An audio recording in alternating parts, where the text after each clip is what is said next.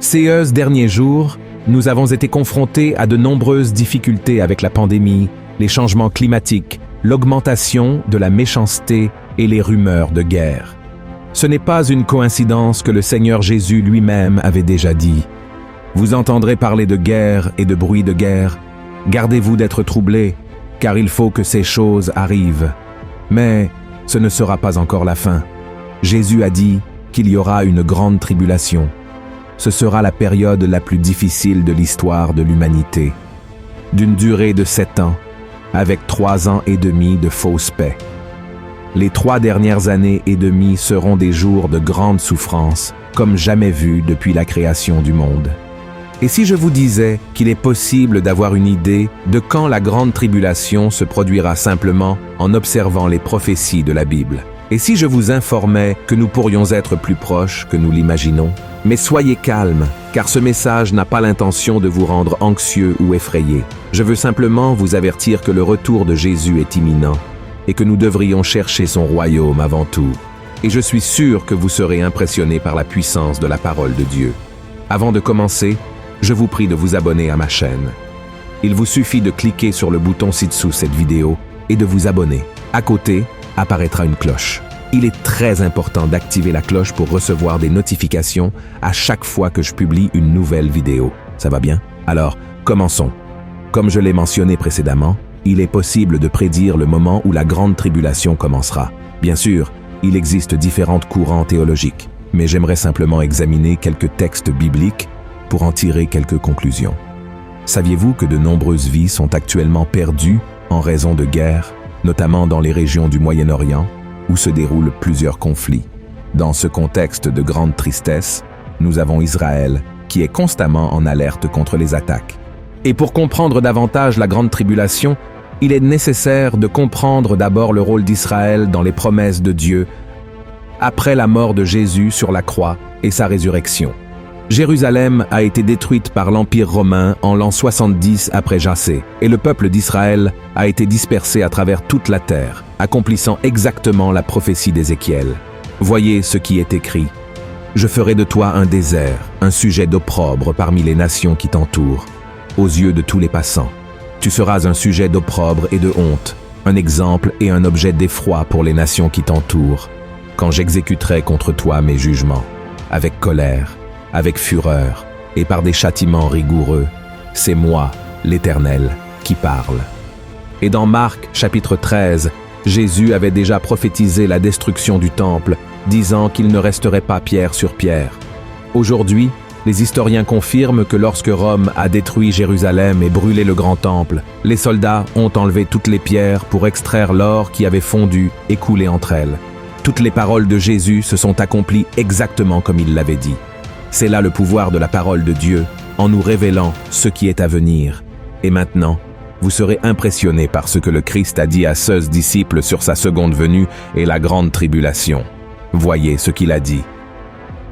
Instruisez-vous par une comparaison tirée du figuier. Dès que ses branches deviennent tendres et que les feuilles poussent, vous connaissez que l'été est proche. De même, quand vous verrez toutes ces choses, sachez que le Fils de l'homme est proche, à la porte. Je vous le dis en vérité, cette génération ne passera point, que tout cela n'arrive.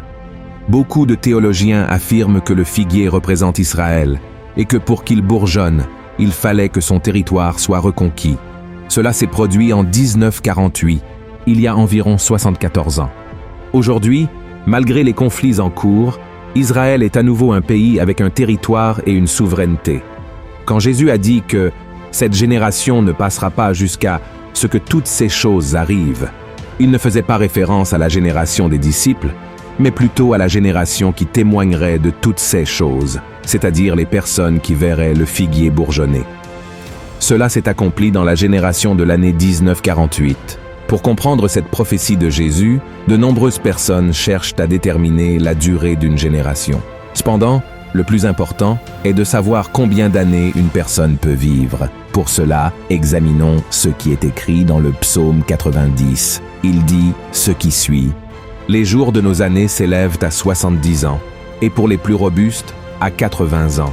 Et l'orgueil qu'ils en tirent n'est que peine et misère, car ils passent vite et nous nous envolons. » En prenant en considération ce verset, la durée de vie moyenne d'une personne est d'environ 70 ou 80 ans. Cela signifie que la génération qui a été témoin de la recréation d'Israël en 1948 pourrait être encore en vie jusqu'en 2028. Il est important de souligner que certaines personnes peuvent vivre plus de 100 ans, mais c'est rare. Ainsi, cela suggère que la grande tribulation pourrait commencer en 2028. Je tiens à préciser que je n'affirme rien, car Jésus lui-même a dit que personne ne connaît le jour de son retour, qu'il viendra comme un voleur, sans avertissement préalable. Cependant, bien que Jésus ne nous donne pas de date, il nous instruit à observer les signes.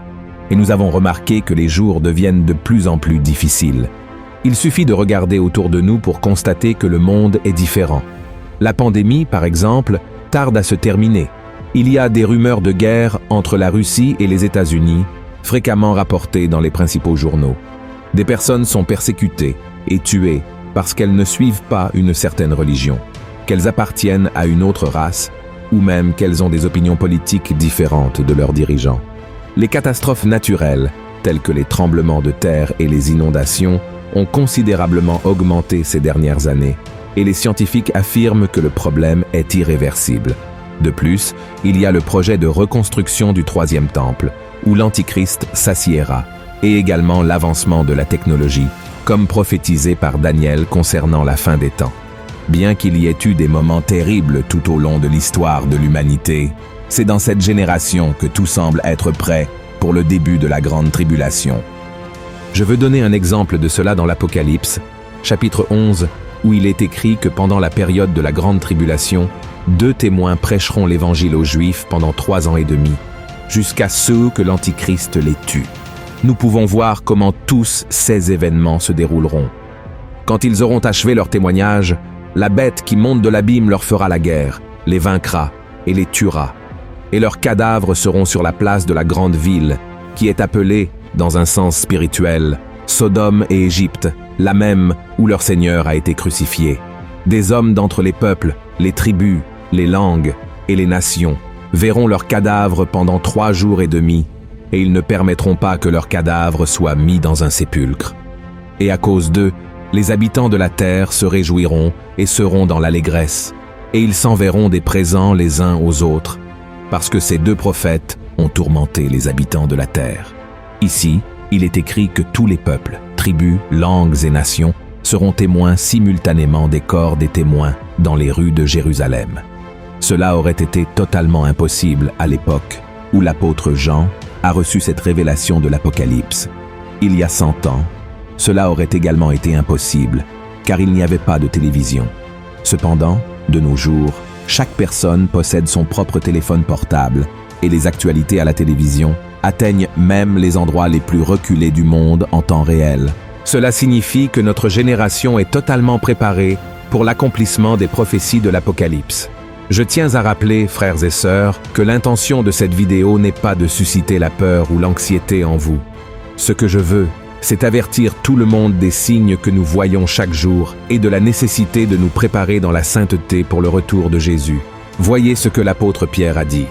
Puisque donc toutes ces choses doivent se dissoudre, quelles ne doivent pas être la sainteté de votre conduite et votre piété, tandis que vous attendez et hâtez l'avènement du jour de Dieu, à cause duquel les cieux enflammés se dissoudront et les éléments embrasés se fondront. Mais nous attendons, selon sa promesse, de nouveaux cieux et une nouvelle terre, où la justice habitera. C'est pourquoi, bien-aimés, en attendant ces choses, appliquez-vous à être trouvés par lui sans tache et irrépréhensibles dans la paix. Ceux qui croient en Jésus comme Seigneur et Sauveur doivent chercher une vie de sainteté, abandonnant leurs péchés et tout ce qui les éloigne du Seigneur. La Bible affirme que nous sommes sauvés non par nos mérites, mais par le sacrifice de Jésus pour nos péchés. En croyant en lui comme Seigneur et Sauveur, nous sommes pardonnés, sauvés, et notre nom est inscrit dans le livre de la vie. Amen. Donc, mes frères et sœurs, n'attendez pas l'arrivée de la grande tribulation pour vous repentir. Aujourd'hui est le jour de vous repentir et de prendre la décision de suivre le Christ. N'attendez pas que les choses empirent pour valoriser ce qui est vraiment important. Votre vie est précieuse et Jésus n'est pas encore revenu parce qu'il souhaite que plus de personnes se tournent vers lui.